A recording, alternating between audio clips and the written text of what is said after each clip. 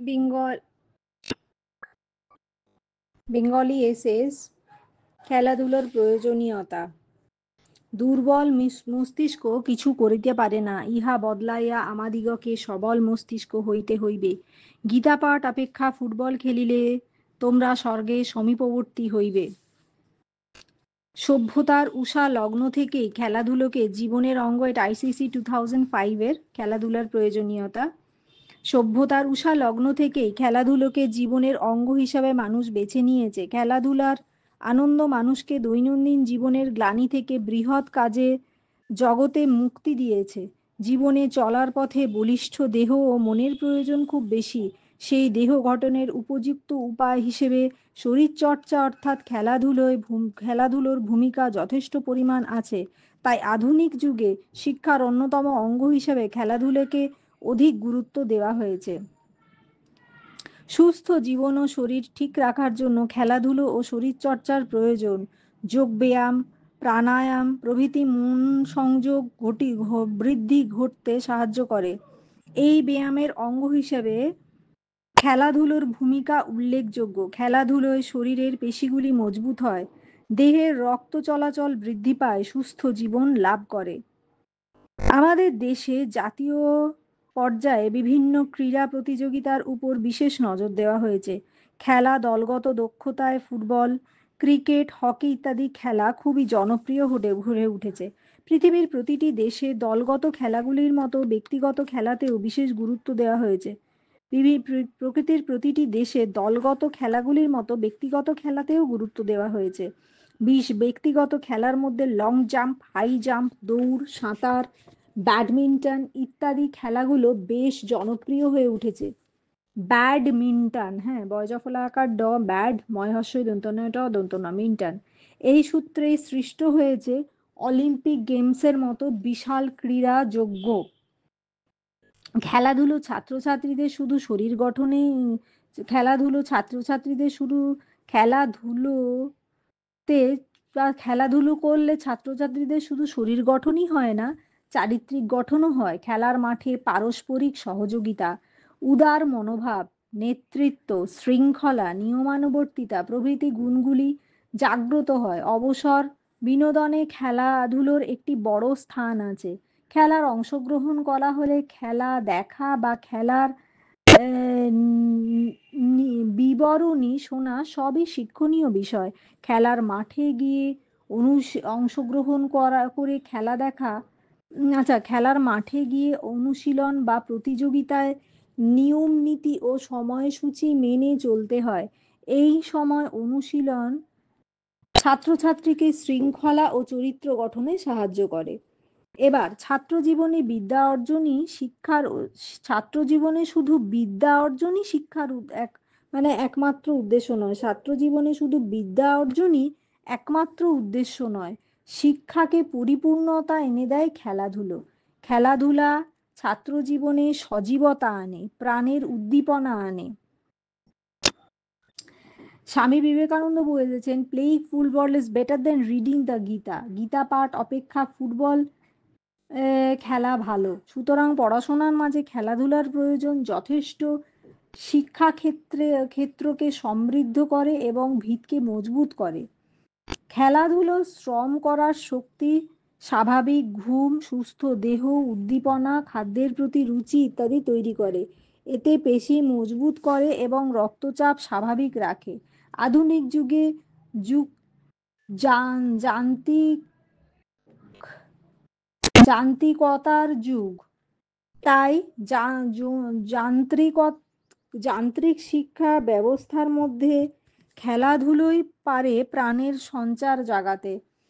এখনকার ছেলেমেয়েরা ঘরে বসে কম্পিউটারে মোবাইল গেম খেলে, মাঠে গিয়ে খেলাধুলা করে। এর ফলে শারীরিক ও মানসিক গঠন দুর্বল হয়ে পড়ে। খেলাধুলা হলো গতির উৎস। জাতি গঠনে সুস্থ সবল দেহ ও মন গঠনে খেলাধুলোকে হাতিয়ার করে তুলতে হবে। খেলাধুলোর দৈহিক সফলতা কি খেলাধুলোর দৈহিক সফলতা হয় চরিত্র গঠন নয়। কি যে হিজিবিজি লিখে যায়। খেলাধুলো জীবিকার পথও হতে পারে। বর্তমানে সরকারি ও বেসরকারি দপ্তরগুলোতেও খেলোয়াড়দের জন্য চাকরি নির্দিষ্ট করে দেওয়া হয়েছে।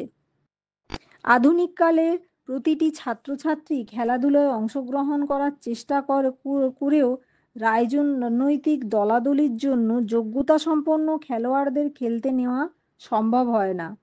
এই সংকীর্ণতা দূর করে খেলোয়াড়দের খেলাধুলোর মাধ্যমে তাদের মনকে সতেজ করে তুলতে হবে।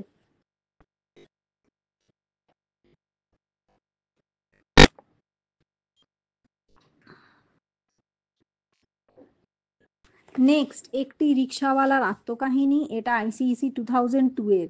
জীবনযাপন, এই কথাগুলির মধ্যে লুকিয়ে আছে একজন মানুষের জীবনের উত্থান পতনের নানা ঘটনা।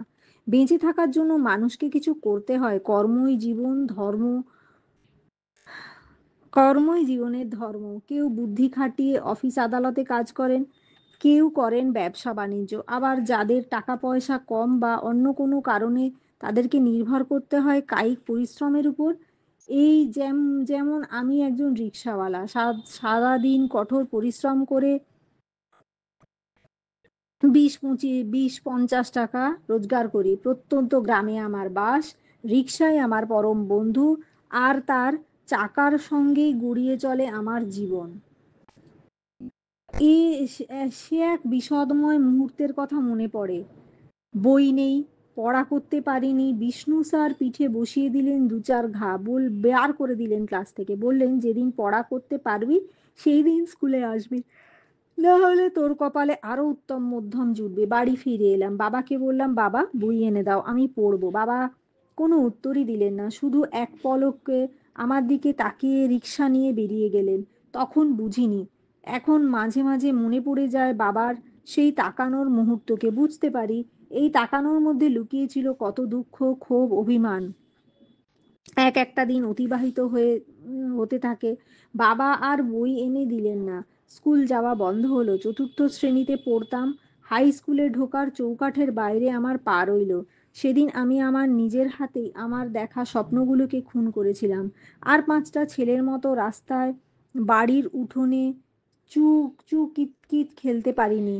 খেলা ঘরে পুতুলের সঙ্গে বন্ধুত্বও হয়নি, আবার আড়িও নয়। সময় কোথায় বলো? বাবা যখন মাল চাপিয়ে রিক্সা চালিয়ে যেতেন, আমি তখন পিছন থেকে রিক্সাটাকে ঠেলার চেষ্টা করতাম। আমাদের গ্রামের দিকে রিক্সাগুলো তো 3 চাকার, শহরে সে রিক্সাগুলো ভ্যান নামেই পরিচিত। উফ, সে কি কষ্ট! মাঝে মাঝে মাথা তুলে বাবার দিকে তাকাতাম। বাবার শরীর থেকে হাড় পাঁজরগুলো যেন বেরিয়ে আসছে।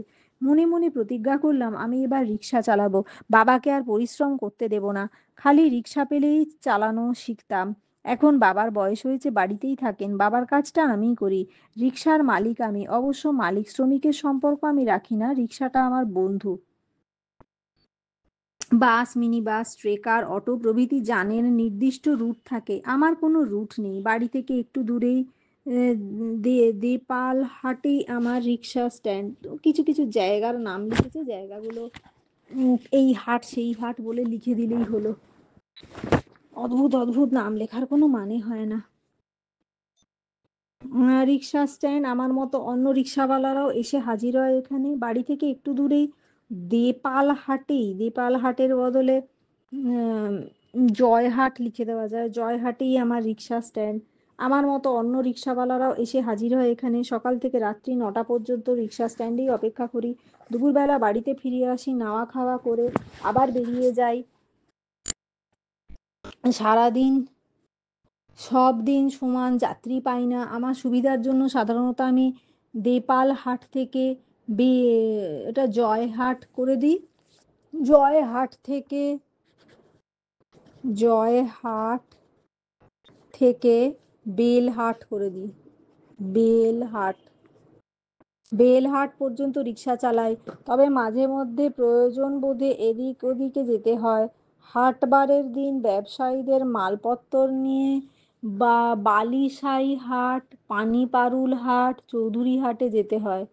এটাই হচ্ছে পা ব্যবসায়ী বয়জফলা বদ অন্তঃসহায়াকার অন্তঃস্থ হয় দীর্ঘই দয়েকার মালপত্তর নিয়ে বালিহাট, বালিহাট, পানিহাট আর চৌধুরী হাটে যেতে হয়। বালিহাট, পানিহাট, আর চৌধুরী হাটে যেতে হয়, সেদিন 2 পয়সা বেশি রোজগার হয়। আবার রাতে যদি কেউ অসুস্থ হয়ে পড়ে তাকে নিয়ে হাসপাতালে যেতে হয়, সেদিন 2 পয়সা বেশি রোজগার হয়। অসময়ে মানুষের উপকারে আসতে পেরে নিজেকে ধন্য বলে মনে করি।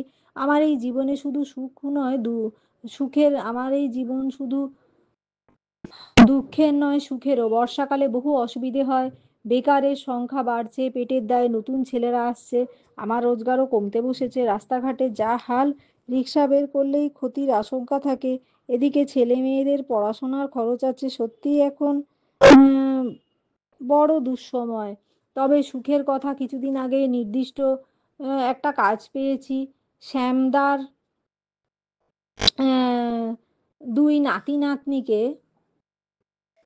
দুই নাতি নাতনিকে নিয়ে রিক্সায় করে স্কুলে দিতে যাই। এই জন্য শ্যামদার কাছ থেকে প্রত্যেক মাসে কিছু টাকা পাই। এইভাবেই কেটে যায় আমার জীবনের দিনগুলো। দেখতে দেখতে দেখতে দেখতে অনেকগুলো বছর কেটে গেল, কম অভিজ্ঞতাও সঞ্চয় হয়নি। যেদিন রাস্তায় রিক্সা নিয়ে বের হই, সেদিন পেটের কথা ভাবতে হয় না। যেদিন রিক্সার চাকা স্থির হয়, সেদিন দুশ্চিন্তার অন্ত থাকে না। এক রকমের লোক সঙ্গেই মানে না কত রকমের লোকের সঙ্গেই মানিয়ে নিতে হয়। কেউ তা ভাড়া নিয়ে তর্ক করে, কেউ বা আমার পরিশ্রম দেখে 2-1 টাকা বেশি দিতে চায়, তবে তা সংখ্যায় কম। একজন সাধারণ মানুষ যেমন আমার রিকশায় বসে, আবার সমাজের প্রতিষ্ঠিত মানুষরাও আমার রিকশায় সাওয়ারি হন। এই তো সেদিন ভোটের প্রচারে একজন যাত্রী এসেছিলেন। গ্রামের ছোট রাস্তায় গাড়ি ঢুকবে না, আমার ডাক পড়লো। আমার ভারী রোমাঞ্চ হলো। এমন কত ঘটনা প্রতিনিয়ত ঘটে চলেছে। মানুষ আশাবাদী, হতাশা কাটিয়ে সুখের খোঁজে খোঁজে ছোটে।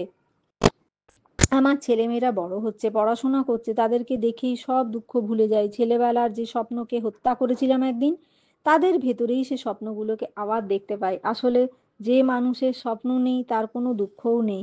এই জীবন কথা একজন রিক্সাওয়ালার, হয়তো সবার নয়, কারোর কারোর ভাগ্যে এমনটি ঘটে যায়। নেক্সট, আইসিএসি 2004-এর টপিক এটা। বৃদ্ধাশ্রমে বাস করেন এমন একজন মহিলার আত্মকাহিনী। আমি একজন অশীতিপর বৃদ্ধা, তালবস্যয় দীর্ঘই তয় হস্যই অশীতিপর বৃদ্ধা। ব্যারাকপুরের গঙ্গার ধারে যে কটি বৃদ্ধাশ্রম আছে, তারই একটিতে আমার স্থান হয়েছে। জয়পুর লিখে দেওয়া উচিত। জয়পুরের গঙ্গার ধারে যে কটি বৃদ্ধাশ্রম আছে, তারই একটিতে আমার স্থান। বা হুগলির গঙ্গার ধারে।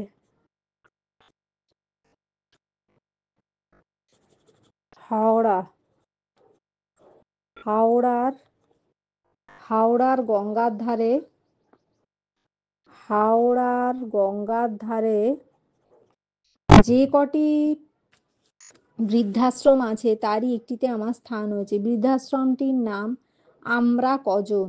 আজ প্রায় 8 বছর আমি এই বৃদ্ধাশ্রমে বাস করছি, বা এই বৃদ্ধাশ্রমের বাসিন্দা হয়েছি। বৃদ্ধাশ্রম হচ্ছে বৃদ্ধাদের জন্য আশ্রম। সংসারে যারা অবাঞ্ছিত, সংসারে যাদের প্রয়োজন ফুরিয়েছে, সংসারে যারা বোঝা স্বরূপ, তাদেরই আশ্রয় হয় এখানে। আমিও এর ব্যতিক্রম নই। আমাকেও একদিন আমার ইচ্ছের বিরুদ্ধে এই বৃদ্ধাশ্রমের বাসিন্দা হতে হয়েছিল। আমাদের এই বৃদ্ধাশ্রমের বাসিন্দা প্রায় 50 জন। সকলেরই অবস্থা আমার মতো। সকলেই সংসারের প্রিয়জনের কাছে পরিত্যক্ত। সকলেই জীবন সংগ্রামে হেরে যাওয়া সৈনিক।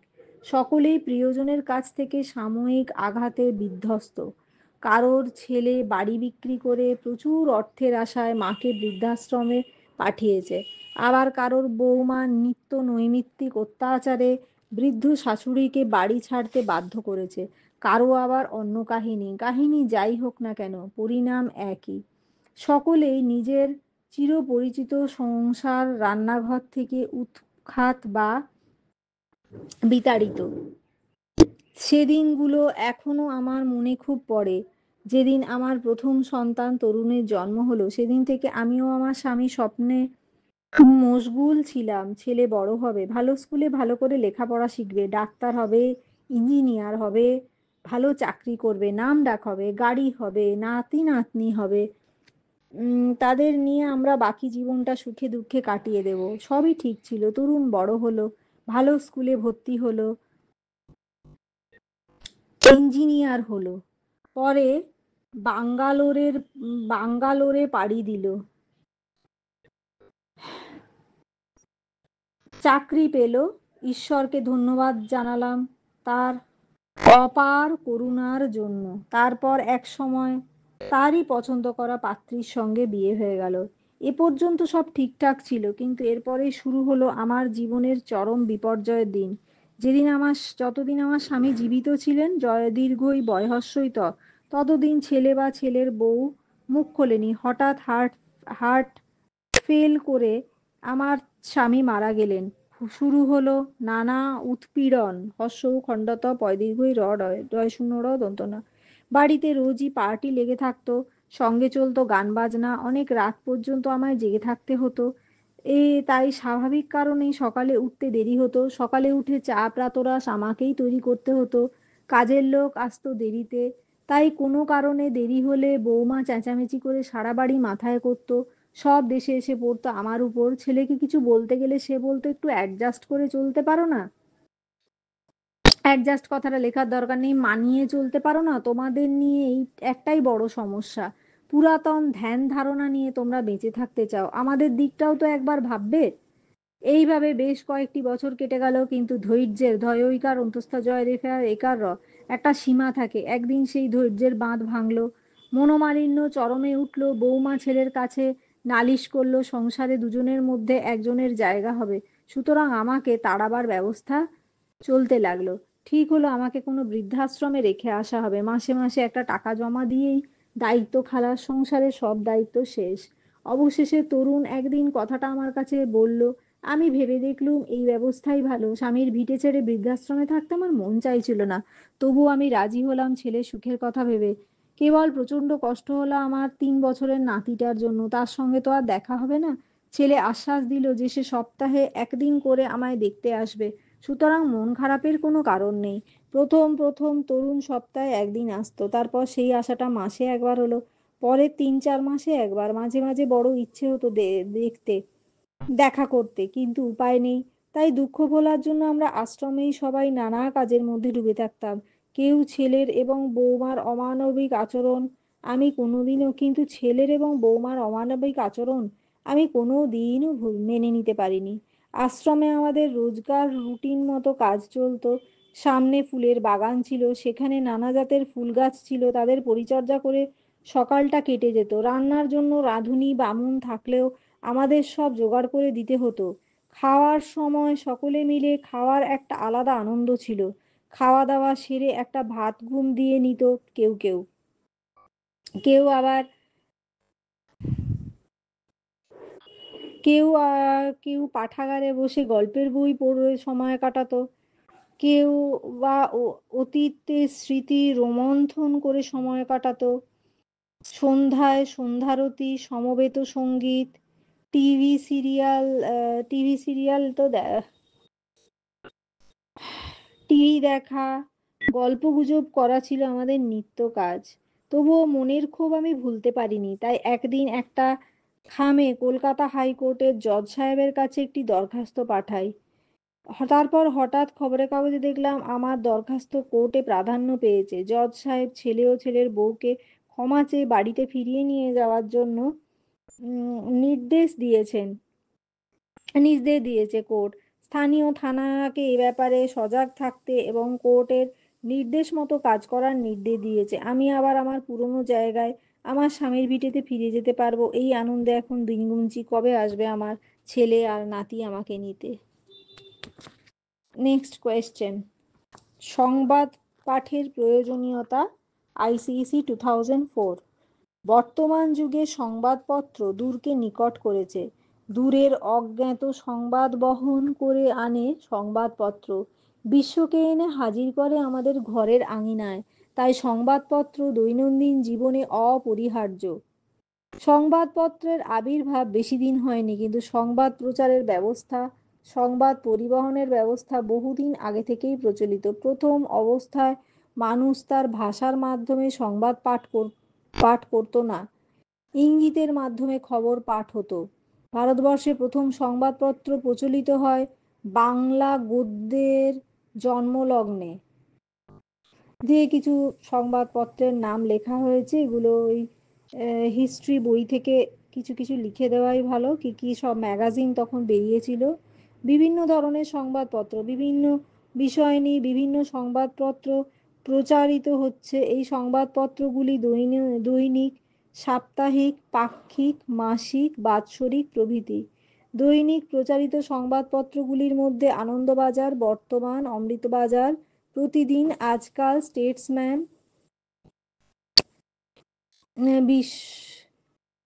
বিশ্বামিত্র প্রভৃতি। এছাড়া কি বলে, চলচ্চিত্র বিষয়ক আন্দোলক, খেলাধুলো বিষয়ক, আজকাল ইত্যাদি পত্রিকাও আছে। কি কি খবর থাকে সংবাদপত্রে? সাধারণত প্রচারিত হয় রাজনীতি, সমাজনীতি, ব্যবসা বাণিজ্য, খেলাধুলো, যুক্তি যুক্তি বিগ্রহ, সিনেমা, থিয়েটার, বিমান প্রভৃতি বিষয়ের খবর। এছাড়া থাকে ব্যক্তিগত কলম, পাত্রপাত্রীর খোঁজখবর, কর্মখালির বিজ্ঞাপন ইত্যাদি। গণতন্ত্র প্রতিষ্ঠার ক্ষেত্রে সংবাদপত্রের ভূমিকা অতি গুরুত্বপূর্ণ। যে নিরপেক্ষভাবে গণদেবতা ও সরকারের সমালোচনা করে। বর্তমানে পৃথিবীতে রাজনীতি ও অর্থনীতির চর্চায় সংবাদপত্র প্রধান স্থান অধিকার করেছে। এই রাজনীতি ও অর্থনীতি সংবাদপত্রে খুব সুন্দরভাবে দেওয়া থাকে, এর ফলে জনগণ সুন্দরভাবে বুঝে নেন। সংবাদপত্রের জাতির প্রতি, দেশের প্রতি এক বিশেষ দায়িত্ব ও কর্তব্য আছে। গণতন্ত্রের প্রধান কথা হলো ব্যক্তি স্বাধীনতা, এবং সেই ব্যক্তি স্বাধীনতা নির্ভর করে তার আপন মতামত প্রকাশের উপর। লোকশিক্ষা প্রসারে, জনসেবায় সংবাদপত্রের দান অসামান্য। সংবাদপত্র শুধু সংবাদ পরিবেশন করে না, সে পাহারা দেয় জনগণের স্বার্থ। দেশের যে বেকার সমস্যা, নিরক্ষরতা, সাম্প্রদায়িকতা বা ধর্মীয় বিদ্বেষ অথবা ভাষার সমস্যার দিকগুলো সংবাদপত্রের উপরওয়ালাদের কাছে পৌঁছে দেয়। তাদের সচেতন করে জনগণকে উৎসাহিত করে, যাতে তারা এ সমস্যা থেকে মুক্তি লাভ করতে পারে। সংবাদপত্র আমাদের যেমন মঙ্গল সাধন করেছে, তেমনি এর দ্বারা অমঙ্গলও সাধিত হয়েছে। সংবাদপত্রের পরিচালক মণ্ডলী সংবাদপত্রের মহৎ উদ্দেশ্য ভুলে গিয়ে অনেক সময় দলগত এবং সম্প্রদায়গত স্বার্থসিদ্ধির জন্য সংবাদপত্রকে নিজের অস্ত্র হিসেবে ব্যবহার করে। এর ফলও কখনো ভালো হয় না। সংবাদপত্র যত নির্ভীক ও নিরপেক্ষ হবে, তত বেশি দেশের ও জাতির মঙ্গল হবে। অবশ্য এর জন্য পরিচালক মণ্ডলীকে আরও বেশি নির্ভীক ও ঘনিষ্ঠ হতে হবে, তবেই সংবাদপত্র দেশের কল্যাণ সাধন করতে পারবে।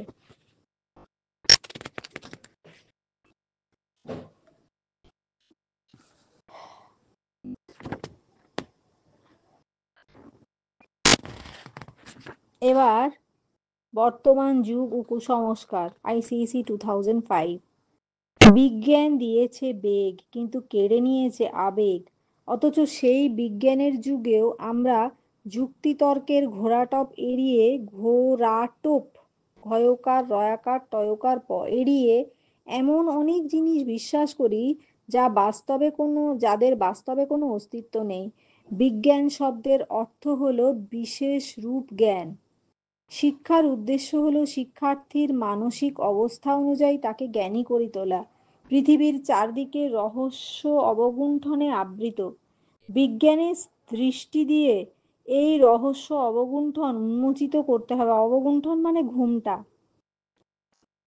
সত্যের কষ্টি পাথরে ঘষে সবকিছুকেই যাচাই করে নেওয়া বিজ্ঞানের ধর্ম।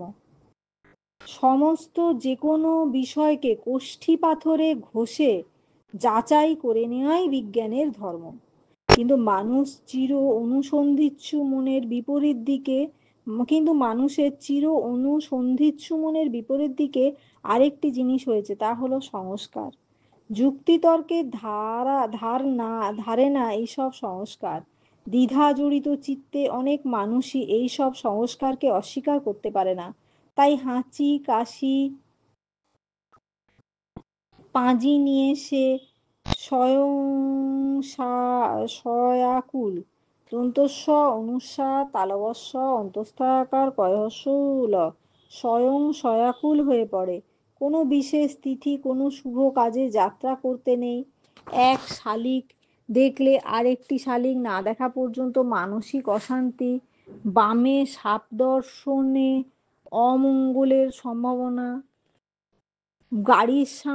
গাড়ির সামনে দিয়ে বিড়াল গেলে দুর্ঘটনার সম্ভাবনা, কুকুর কাঁদলে আসন্ন বিপদের সম্ভাবনা, প্যাঁচার ডাক অনাগত বিপন্ন ভবিষ্যতের ইঙ্গিত প্রভৃতি অসংখ্য সংস্কারে আজকের মানুষ বিচলিত। তাই ঘর থেকে বার হওয়ার সময় কেউ হাঁচলে বা পিছু ডাকলে কার্যসিদ্ধি না হওয়ার সম্ভাবনা, সকলে কারো এক চোখ দেখলে ঝগড়ার সম্ভাবনা, বিশেষ কোনো মানুষের মুখ দেখলে হাঁড়ি ফাটার সম্ভাবনা প্রভৃতি কুসংস্কার আজ সমাজের বুকে দীর্ঘ শেকড় চালিয়ে বসে আছে।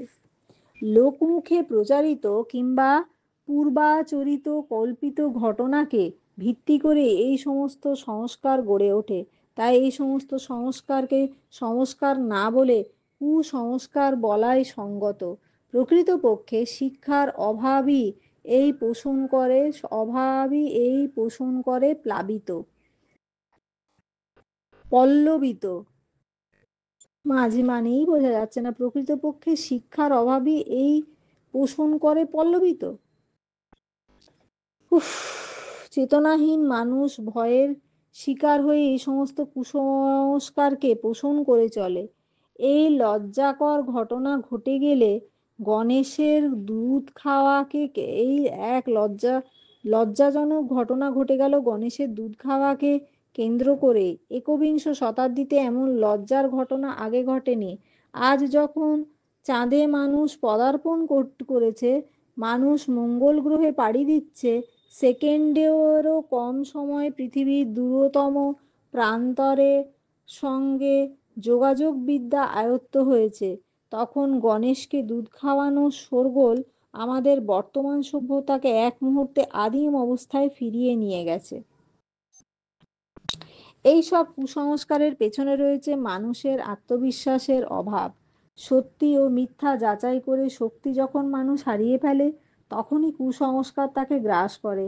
তখন মানুষ ধর্মের আবরণ দিয়ে কোনো অলীক ঘটনাকে সামাজিক রীতি বলে চালাতে চায়, কিন্তু মানুষ ভুলে যায় ধর্ম আর কুসংস্কার এক নয়।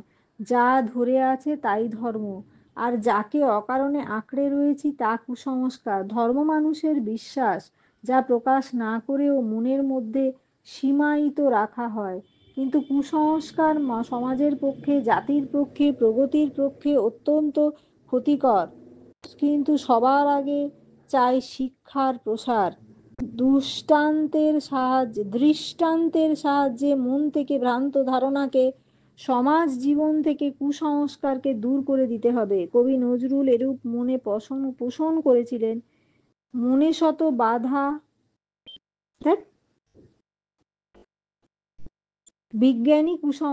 একমাত্র বিজ্ঞানী কুসংস্কারের হাত থেকে মানুষকে বাঁচাতে পারে।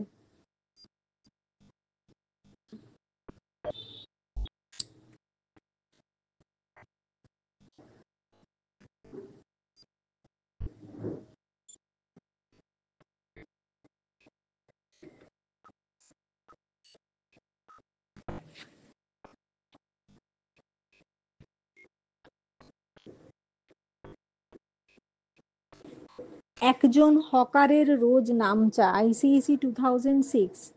আমাদের মন ছেলেবেলা থেকেই কোনো খাদ্য পায় না বলে চিরদিনের মতো তাদের ক্ষুধা সরে যায়।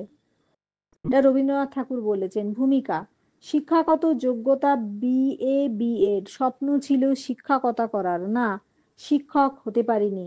তবে সেই কবে বাসি ফুলের মতো স্বপ্নগুলো ঝরে গেছে। কিন্তু বাঁচতে হবে। বাঁচতে হবে সংসারকে, বাঁচাতে হবে সংসারকে, তাই কিছু একটা করা। এ অফিস থেকে ও অফিস, একে তাকে ধরাধরি করেও কিছুতেই কোনো কাজ পাওয়া গেল না। পাড়ার রাম কাকু পরামর্শ দিলেন, 1000-1200 টাকার চাকরি করার চেয়ে হকারি করা ভালো। এ কাজ যে স্বাধীনতা আছে, যা আয় করবি সবটাই তোর হবে। কথাটা মন্দ নয়। অনেক ভেবেচিন্তে কাঁধে তুলে নিলাম ব্যাগ। সেই শুরু। কোনো ট্রেনে কোনো বাসে এখনো হকারি করে চলেছে ক্যানিংয়ের হরিপদ মিস্ত্রি। ক্যানিং থেকে শিয়ালদহ ট্রেন এবং বিভিন্ন রুটের বাসে সে হকারি করে। প্রথম প্রথম শুধু চকলেট বিক্রি করত, এখন সে 2 পয়সা বেশি রোজগার করতে পারে। চকলেট ছাড়া তার কাছে থাকে বাদাম, বাদাম, মটর ভাজা, ভুজিয়া। সকালের দিকে তেমন বিক্রি হয় না, সবাই তখন ব্যস্ত থাকে। তখন অফিসে পৌঁছে কখন অফিসে পৌঁছতে পারবে, কিন্তু সকাল ছাড়িয়ে যখন দুপুর হয়, আবার দুপুর ছাড়িয়ে বিকেল, তখন বিক্রির পরিমাণ বাড়ে। অফিস ফেরত লোক, স্কুল ফেরত ছাত্রছাত্রী হয় তার কাস্টমার। বয়স্ক লোকদের কাছে সময় না দিলেও বাচ্চা ছেলে মেয়ে দেখলে সে একটু থমকে দাঁড়ায়, চকলেট বাদাম বের করে তাদের দেখায়। ফলে অনেকে বড়দের কাছ থেকে আবদার ওগুলো নেওয়ার জন্য। এই সময় 2-4 পিস বাদাম চাক, চকলেট, ভাজা বাদামও বিক্রি হয়। আরও বেশি জিনিস কি করে বিক্রি করা যায় এই নিয়ে সে অনেক চিন্তা ভাবনা করে। মানুষের সঙ্গে ভালো ব্যবহার করে, তার বচনভঙ্গি যাত্রীদের মুগ্ধ করে। তার কিছু ধরা বাঁধা কাস্টমারও আছে। ইদানিং সে ক্রেতা, এগুলো না কাস্টমার লিখে, তার কিছু ধরা বাঁধা ক্রেতাও আছে। ইদানিং সে একটি কৌশল বার করেছে, 5খানা চকলেট যদি কেউ নেয় তাহলে সে 1খানা লটারির টিকিট ফ্রিতে দেয়। চকলেট বিক্রি করে কিছু লাভ রাখে, লটারির টিকিট বিক্রি করেও কিছু কমিশন পায়। আবার লটারির মাধ্যমে পুরস্কার লাগলে তো কথাই নেই। এই কৌশলে বিক্রি অনেকটা বেড়েছে। এইভাবে সে এ কামরা থেকে ও কামরা, এ বাস থেকে ও বাসে নিমেষে হারিয়ে যায়। কিন্তু বৃষ্টি বা গরমের দিনে তার ভীষণ কষ্ট। ভ্যাপসা গরমে সে ক্লান্ত হয়ে পড়ে, প্রখর রৌদ্রে দগ্ধ হয়ে হয় তার শরীর। আবার যখন খুব বৃষ্টি হয় তখন তার বিক্রির পরিমাণ কমে যায়, তার পক্ষে সংসার চালানো মুশকিল। প্রথম প্রথম সে কারখানায় গিয়ে মাল কিনে বেচত, এখন নিজে বাড়িতেই সব কিছু বানিয়ে নেয়। 2 সপ্তাহে একদিন মহাজনের কাছ থেকে চকলেট কিনে আনে। বাড়িতে 2 মেয়ে ও বউ। মেয়েরা পড়াশোনা করছে, সে সারাটা দিন রাস্তায় রাস্তায় কাটিয়ে দেয়। দুপুরে এসে একবার নাওয়া খাওয়া সেরে নেয়, একটু বিশ্রাম নিয়েই আবার বেরিয়ে পড়ে। রাত্রে তাড়াতাড়ি বাড়ি ফিরে এসে মেয়েদের পড়ায়। হরিপদর জীবনের দিন অনেকগুলো বছর রাস্তায় রাস্তায় কেটে গেল, ধর্ম বর্ণ জাতি নির্বিশেষে। সকলের মধ্যে সে অনায়াসে মিশে যেতে পারে। কত সুখ দুঃখের ঘটনার সম্মুখীন হয়। তার শিক্ষাগত যোগ্যতা, মাল বেচবার কৌশল, বচনভঙ্গি সবকিছুই ট্রেন যাত্রী অথবা ব্যবসা বাস যাত্রীদের মুগ্ধ করে। একবার সে দারুণ খুশি হয়েছিল যখন জনপ্রিয় একটি বাংলা দৈনিক তাকে নিয়ে হরিপদ নাটারি নামে একটি লেখা বেরিয়েছিল। এই কাগজটা সে সব সময় কাছে রাখে। আমি মাঝে মাঝে ভাবি, মেয়েরা অনেক বড় হবে, তখন আমি আর হকারি করব না, বাড়ির কাছে ছোট একটা দোকান করব, সাধ্যমতো অসহায়দের প্রতি বাড়িয়ে দেব সাহায্যের হাত, সংসারে সাচ্ছল্য আসবে। দন্তস্বয় বয় আকার চয় ছ দন্তন্বয় দয় জফলা স্বাচ্ছন্দ্য, দন্তস্বয় বয় আকার চয় ছ দন্তন্বয় দয় জফলা স্বাচ্ছন্দ্য আসবে। রঙিন টিভি হবে, ফ্রিজ হবে, নিজের মাথা গুঁজবার ঠাঁই হবে। মেয়েরা ভালো চাকরি করবে, আমি দোকানে বসে বসে দোকানদারি করব, কোনো দুশ্চিন্তা মুক্ত হয়ে। কিন্তু কবে আসবে সেই দিন কে জানে।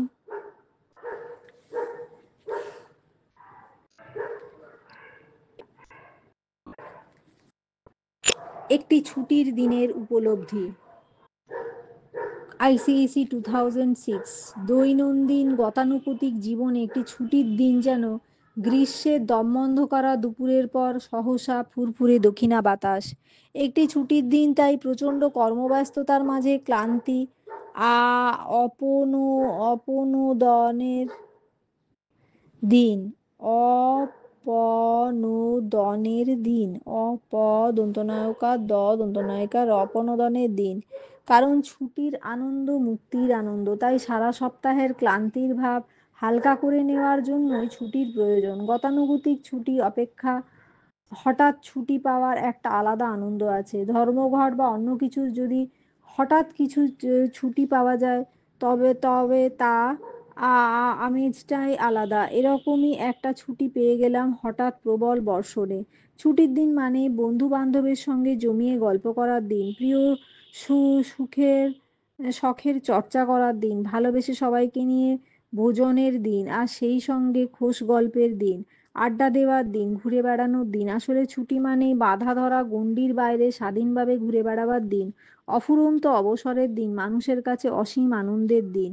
সে দিনটা ছিল মেঘলা, সকাল থেকে আকাশে সূর্যদেবের দেখা পাওয়া ভার। সাত সকালে তাই লেখাপড়া সঙ্গ করে জানলার ধারে বসলাম, লেখাপড়া সাঙ্গ করে, দন্তস্বয়াকার উময় গ। দিনটা যেন এক মোহ বিস্তার করে আমাকে হাতছানি দিয়ে ডাকছিল। তখন গুড়ি গুড়ি বৃষ্টি শুরু হয়ে গেছে, দমকা হাওয়া বইছে, হঠাৎ একটা দমকা বাতাস, বৃষ্টির ঝাঁট আমাকে ভিজিয়ে দিয়ে গেল। এরকম পরিবেশে মনটা কবি কবি হয়ে উঠল। হঠাৎ মনে পড়ে গেল কবিগুরুর কবিতার দুটি পঙক্তি। কোনো বৃষ্টি নিয়ে গান গান, আজ ধরো ধরো মুখর বাদল দিনে, কবি ঠাকুরের সেই রবীন্দ্রসঙ্গীত। ছাওয়ান গাগানে ঘোর ঘন ঘটা, নিশীথ ইয়ামিনীর, এইসব।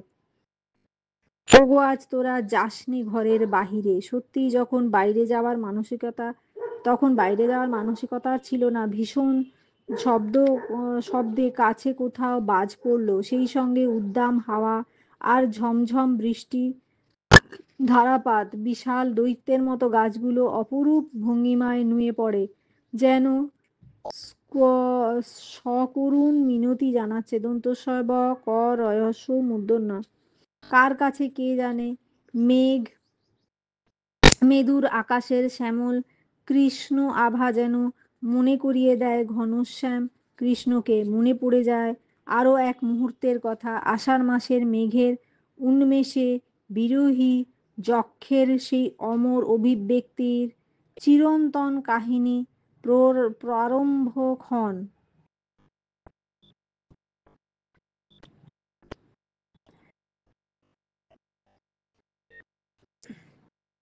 কত না অমর মুহূর্তের সাক্ষী হয়ে আছে এমন কত বাদলার দিন। সেই নিশীথে নবীনা রাধার অভিসার কাহিনী, কি গাগরি বাড়ি বাড়ি করি পিছন, ধ্যাৎ। অথবা নিদ্রামগ্ন শবনারী বিনিদ্রিত শিখি পুচ্ছচূড় মোহিনীর মৃদুমন্দ বিস্ফোরিত নাসা কম্পিত অগ্নি অক্ষিপদ্ম নির্বাণ নির্বাণোন্মুখ দীপাবলিকে চিত্রিত সেই একান্ত সজীব মহাকাব্য। হ্যাঁ, এটা কি? স্কুলে যাওয়ার কোনো প্রশ্নই ওঠেনি, কারণ বৃষ্টি বাবা কাকা দাদা কাউকেই অফিসে যেতে দেয় কারণ বৃষ্টি এই মানে এই রকম পরিস্থিতি কাউকেই অফিসে যেতে দেয়নি। বোনেরও ব্যস্ততা নেই, তারও তাকেও আজ স্কুল যেতে হবে না। বাড়িতে সবাই কেমন যেন একটা গা ছাড়া ভাব, কারণ অফিসের তাড়া নেই, স্কুলের তাড়া নেই, রান্না বান্নারও তাড়া নেই। কেমন যেন একটা গয়ঙ্গচ্ছ ভাব। বউ মা বৌদিও রান্নার লোক রান্নাঘরে গল্প করতে করতে রান্নার কাজ করছে, বাবা কাকার জন্য কফি তৈরি হলো, সেই সুবাদে আমার এক কাপ জুটে গেল, সেটা অতিরিক্ত পাওয়া হয়ে গেল। এই সঙ্গে গরম গরম তেলে ভাজা খেলাম। পিঁয়াজি লিখেছে। সেই বর্ষার দিনে অখণ্ড অবসরে কত কথাই যে মনে পড়ছিল তার ঠিক নেই। এমন বর্ষার দিনে কত মানুষের কত আনন্দ, কত দুঃখ বেদনা, কত বিরল কত বিরল মিলন যে একাকার হয়ে আছে তার আর ঠিক নেই। টিভিতে খবরে দেখতে পেলাম বৃষ্টিতে বেশ কিছু স্থান জলমগ্ন হয়েছে, কত জায়গায় ঘরের চাল উড়ে গেছে, কত জায়গায় বিদ্যুৎ বিচ্ছিন্ন হয়ে নিদারুণ যন্ত্রণা ভোগ করছে। সেই সঙ্গে আবার শুনশান রাস্তাঘাটে গাড়ির যথেষ্ট নাজেহাল অবস্থা, লোকজনের কাকভেজা হয়ে বাড়ি পথে যাত্রা করা, বাস ট্রাম না পেয়ে হাপিত্যেশ করে দাঁড়িয়ে থাকা, সবই দেখতে দেখতে সময় কেটে গিয়ে কখন যে সন্ধ্যা হয়েছে বুঝতে পারিনি। মাঝে 3-4 জন বন্ধুর সঙ্গে ফোনে কথা বলে নিঃসঙ্গতাকে একটু হালকা করে নিয়েছি। দন্তন্যস্যই বিসর্গ দন্তস্ব উময় গ তয়াকার কয়েকার। ঘরের মধ্যে আটকা পড়া গুমোট ভাবটা কিছুটা কেটেছে। বাইরে তখনও বৃষ্টি পড়ে চলেছে। বিকেলের টিফিনে মুড়ি তেলে ভাজা ও গরম চা যেন অমৃত বলে মনে হলো। মাঝে মাঝে টিভির দিকে চোখ পড়লো, বেশ একটা রোম্যান্টিক সিনেমা। না একটা হাসির না একটা একটা গোয়েন্দা গল্প দেখে বেশ ভালো লাগলো। আমার মন কিন্তু মেঘের সঙ্গী হয়ে দিগান্তরে দরের পানে পাড়ি দিচ্ছিল। সেই সঙ্গে ফেলে আসা দিনের কত স্মৃতি মনে পড়ে গেল, কোনটা দুঃখের কোনটা বা সুখের। পাশের ফ্ল্যাটের ভদ্রলোক গলা ছেড়ে গান ধরেছেন, যদিও বা ভদ্রলোক থামলেন, কিন্তু বাইরের কুকুরের মারামারি ঘেউ ঘেউ চিৎকার থামলো না। রাত্রে বিছানায় শুয়ে পড়লেও ঘুম আসতে চায় না। বাইরে কোথাও কুকুরে মতো দাদুরিব সেই ডাক কি! ওহো, কুলায় কাঁপিছে কাপ্তর কপোত, দাদুরি ডাকিছে সঘনে, গুরু গুরু মেঘ গুমরি গুমরি গর্জে গগনে গগনে। এটাও এখানে নেই। কুলায় কাঁপিছে কাতর কপোত, দাদুরি ডাকিছে সঘনে, গুরু গুরু মেঘ গুমরি গুমরি গর্জে গগনে গগনে। বাইরে কোথাও পুকুরে মত্ত দাদুরির সেই ডাক যেন বর্ষার বিরহকে আরো করুণ করে তুলেছিল। তারপর যে কখন ঘুমিয়ে পড়েছি, রাত তখন কটা কিছুই মনে নেই। এইভাবে একটা ছুটির দিনের অবসান হয়। ভাবতে থাকি সকালে উঠে আবার সেই নিত্য নৈমিত্তিক জীবন। তবু আজকের দিনটা যেন বড় মোহময়, আনন্দের দিন। এরকম একটা ছুটির দিন আমার জীবনে বহন করে এনেছিল আনন্দ, দুঃখ, ব্যথা, জোয়ার বেদনার জোয়ার। নিজেকে একান্ত করে পাওয়ার তুলনা হয় না। ছুটির দিনের অবকাশে দৈনন্দিন জীবনের ক্ষণিকের জন্য মুক্তি পেয়ে ধ্যাত্তেরি, দরকার নেই।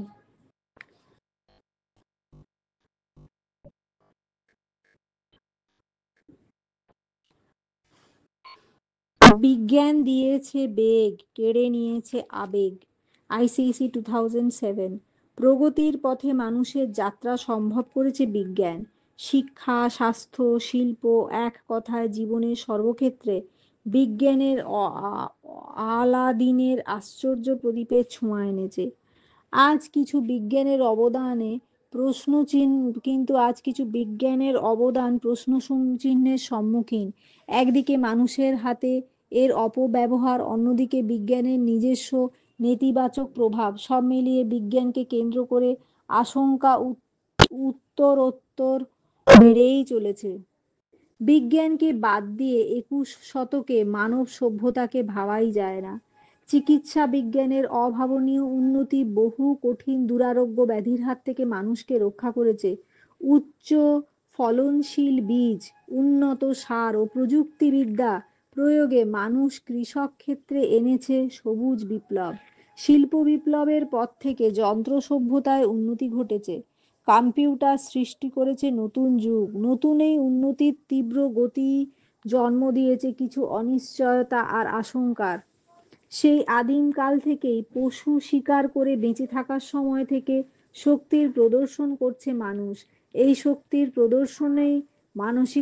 প্রদর্শনের মানসিকতাই আধুনিকতম রূপ সাম্রাজ্যবাদ। ক্ষমতা লিপ্সু আধুনিক মানুষ এক্ষেত্রে হাতিয়ার করেছে বিজ্ঞানকে। হিরোশিমা নাগাসাকি থেকে ইরাক, বিজ্ঞান মারণাস্ত্র হিসাবে প্রয়োগের নির্লজ্জ উদাহরণ। একদিন পাহাড় ফাটিয়ে রাস্তা নির্মাণের জন্য ডিনা ডিনামাইট আবিষ্কার হয়েছিল, আজ তার ব্যবহার হচ্ছে মানব নিধনে। ভোগের অসংখ্য উপকরণ মানুষকে ক্রমশ বস্তু সর্বস্ব হৃদয়হীন করে তুলেছে।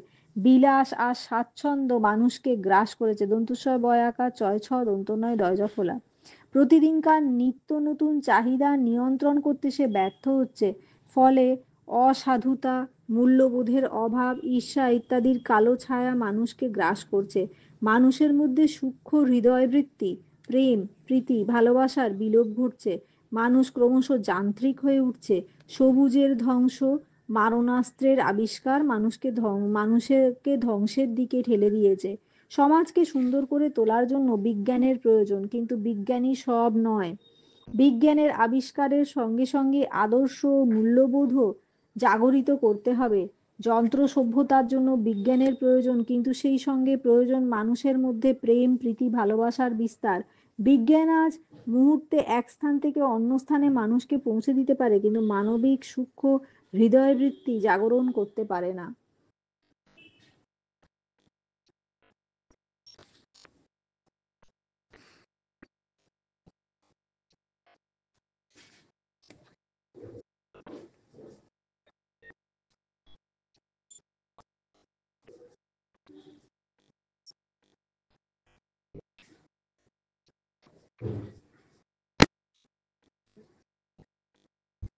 জলের অপর নাম জীবন, আইসিসি 2008। আমরা আকছার কথাটা বলি, জলের অপর নাম জীবন। ঠিক তাই, জল ছাড়া মানব জীবনের অস্তিত্বই থাকে না। শুধু মানুষ নয়, গাছপালাও জলের উপর নির্ভরশীল। কিন্তু জলের গুরুত্বর কথা জেনেও আমরা জলের পবিত্রতাকে নষ্ট করি। আমাদের উচিত নিজেদের স্বার্থে জল দূষণ রোধ করা।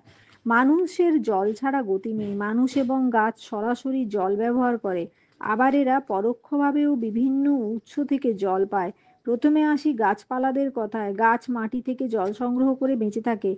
গাছ থেকে আমরা পাই ফুল, ফল। তাছাড়া আমাদের শরীরেও জল ছাড়া টিকতে পারে না। আমাদের রক্তের প্রধান উপাদান হলো জল।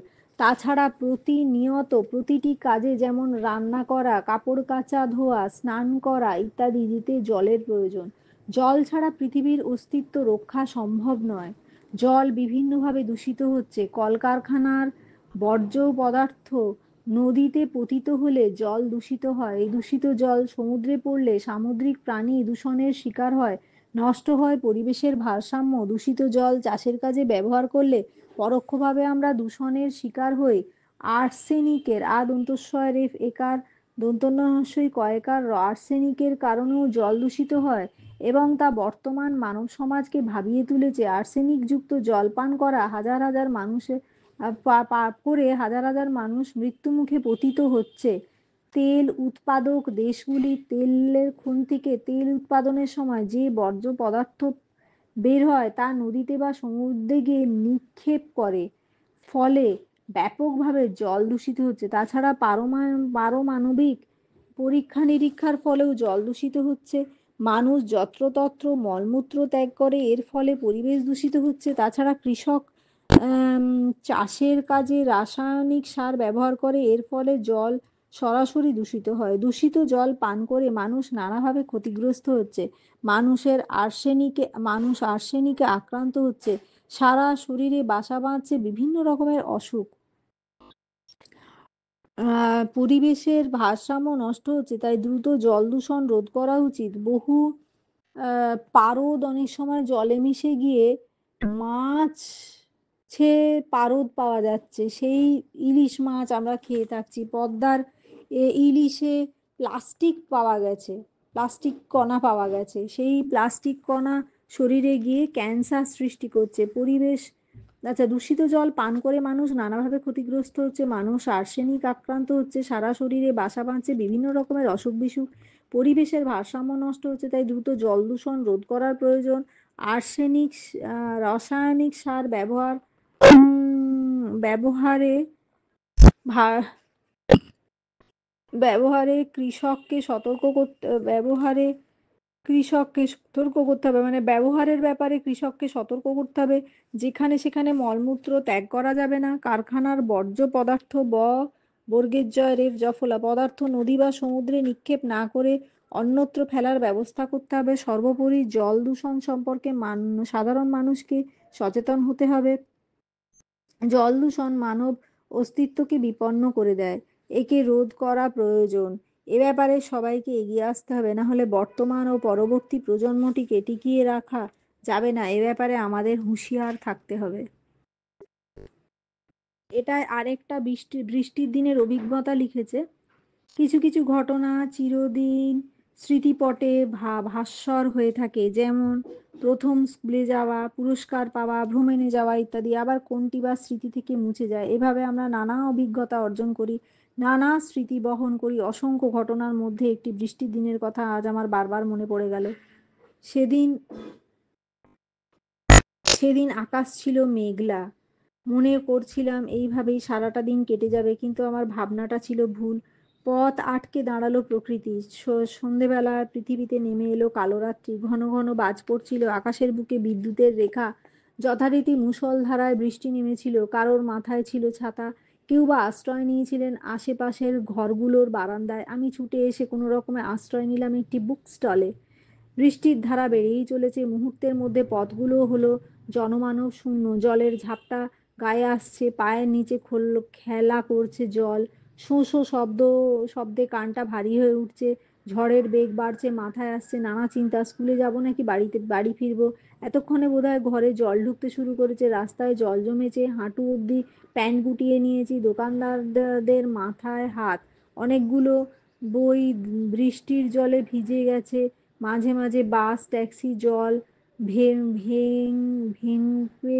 ক্লান্ত। আচ্ছা, ট্যাক্সি মাঝে দরকার নেই সেন্টেন্সটা। ট্রামগুলো লাইন দিয়ে দাঁড়িয়ে আছে, ফুটপাতের দোকানদাররা উধাও। যেদিকে তাকাই শুধু জল আর জল, যেন একটা। আচ্ছা, হালকা শীত শরীরটাকে ছুঁয়ে যাচ্ছে। অনেকক্ষণ ধরে বৃষ্টির জলে ভিজেছি। পাশের দোকানে ঘড়িতে 12টা বাজে। বৃষ্টি পড়া একটু কমেছে, তবে কুলায় কাঁপিছে কাতর কপোত। দাদুরি ডাকিছে সগনে, গুরু গুরু মেঘ গুমরি গুমরি গর্জে গগনে গগনে। নিত্যযাত্রীরা রাস্তায় নেমেছেন, কোথাও গোড়ালি, কোথাও বা এক হাঁটু জল। আমি স্কুলে না গিয়ে ঘরমুখো হলাম। পিঠে স্কুলের ব্যাগ, হাতে জুতো, পরনে পোশাক অনেকটা ভিজে গেছে। জল ভেঙে হাঁটছি। রাস্তার গাড়িগুলো ঢেউ তুলে ছুটছে। দোকানের দেওয়ালে ঢেউগুলো আছড়ে পড়ছে। যেতে যেতে অসংখ্য দৃশ্য চোখে পড়লো। কোথাও কোথাও ফুটপাত ঘেঁষে দু একটা রিক্সা জলে মাথা তুলে দাঁড়িয়ে আছে। সর্বত্র নোংরা আবর্জনা ভেসে চলেছে। দু একটা জায়গায় গাছের ডাল ভেঙে পড়েছে। স্থানে স্থানে কিছু লোক ম্যানহোল খুলে দাঁড়িয়ে আছে। পড়িমড়ি করে বাড়ি ফিরে এলাম।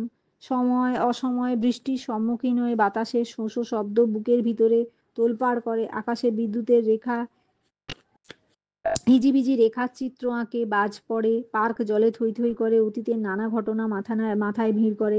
কিন্তু সেদিনের বৃষ্টি স্নাত সকালের কথা আমার বারবার মনে পড়ে।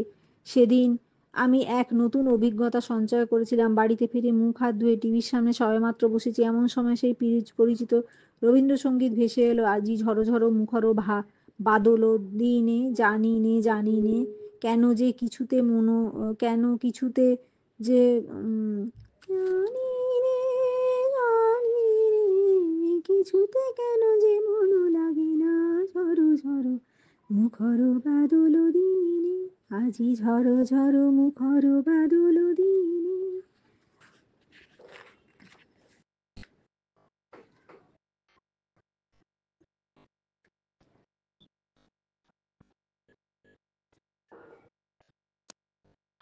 মেলা হলো মানুষের মিলন ক্ষেত্র। আইসিসি 2009।